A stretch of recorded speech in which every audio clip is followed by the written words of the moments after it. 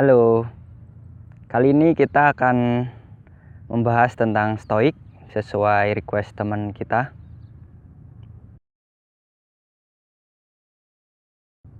Di sini saya bukan mau bilang bahwa saya adalah seorang stoik 100%, tapi saya hanya menerapkan stoik ketika dibutuhkan. Dan alasannya adalah karena stoik menurut saya itu ekstrim. Kenapa ekstrim? Simak videonya ya. Nanti saya akan jelaskan di belakang. Sekarang kita bahas dulu apa itu stoik. Stoik adalah sebuah filsafat, aliran filsafat kuno dari zaman Yunani dan Romawi kalau nggak salah. Hal mendasar dari stoik adalah prinsip bahwa kita hanya bisa mengendalikan apa yang ada dalam diri kita, dan di luar itu sudah tidak bisa kita kendalikan. Artinya kita hanya bisa mengendalikan prinsip kita, pikiran kita, persepsi kita, tindakan kita, dan selain itu tidak bisa kita kendalikan. Artinya segala sesuatu yang terkait orang lain, tindakan orang lain,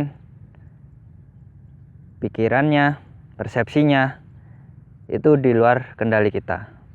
Atau sesuatu yang berkaitan dengan kita tapi tidak bisa kita kendalikan, seperti harta kita, popularitas kita, bahkan kesehatan kita. Mungkin di sini sudah mulai ada yang mengganjal ya. Kok kesehatan di luar kendali kita gitu. Kan kita bisa mengusahakannya. Nah, betul, kita bisa mengusahakannya agar kita tetap sehat. Tapi kan kita tidak bisa menjamin kita akan sehat terus. Kita akan kebal dari virus gitu. Kita akan nggak kenapa-napa ketika digigit serangga misalnya. Atau yang paling parah, kita kecelakaan ya. Efeknya berpengaruh pada kesehatan kita gitu. Itulah mengapa saya bilang kesehatan di luar kendali kita. Lalu, apa manfaatnya kalau kita tahu stoik? Apa manfaatnya kalau kita tahu mana yang kita kendalikan, mana yang enggak gitu ya? Yang pertama adalah kita bisa lebih tenang. Karena kita tahu bahwa ada hal yang di luar kendali kita. Ada hal yang berada di kendali kita. Maka kita akan bisa mengarahkan faktor yang membuat kita bahagia pada hal-hal yang bisa kita kendalikan.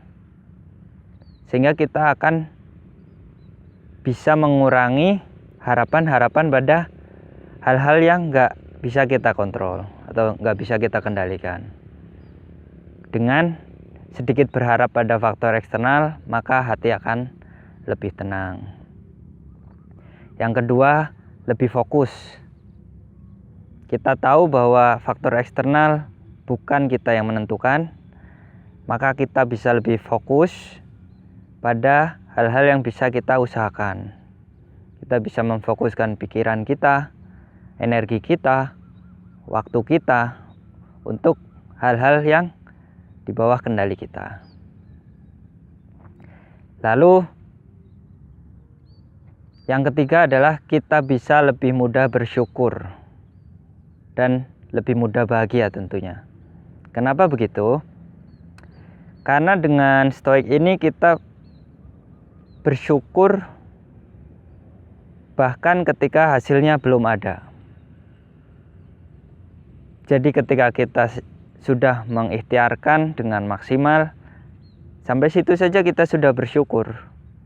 Karena hasil itu di luar kendali kita lagi-lagi. Makanya walaupun hasilnya belum ada, kita sudah bisa bersyukur duluan gitu. Itulah manfaatnya ketika kita tahu tentang stoik, tentang hal-hal yang berada di kendali kita. Kembali lagi ke statement awal, saya bilang stoik itu ekstrim. Emang se ekstrim apa sih? Jadi gini, stoik tidak mengaitkan diri kita pada harta kita. Nah, di zaman modern seperti ini, siapa yang bisa nggak bergantung dengan hartanya? Karena hampir semuanya butuh biaya ya, butuh uang gitu. Itu yang pertama. Yang kedua adalah stoik tidak mengaitkan diri kita dengan orang yang kita sayangi atau keluarga kita lah. Karena mereka bisa meninggalkan kita atau berpisah dengan kita kapanpun. Pertanyaannya, bisakah kalian gak bersedih saat berpisah dengan orang-orang yang kalian sayangi? Saya sendiri belum bisa ya.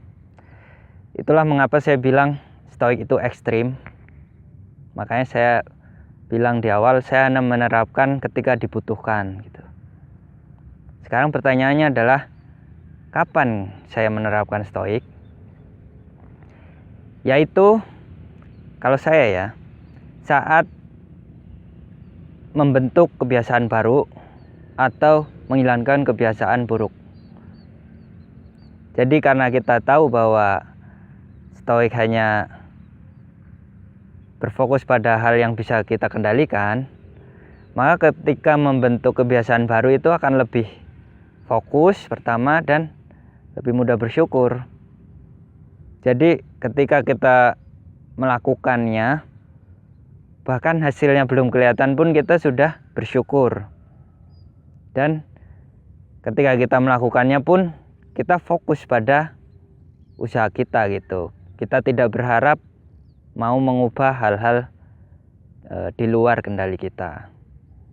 Itulah kenapa saya bilang menerapkan stoik pada saat membentuk kebiasaan itu sangat menguntungkan gitu.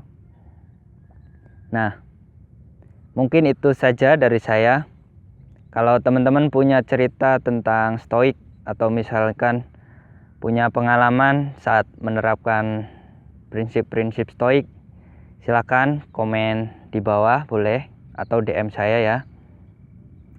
Atau kalau teman-teman mau request buat konten selanjutnya mau bahas apa nih gitu, silakan boleh juga request di komentar atau DM IG saya. Terima kasih.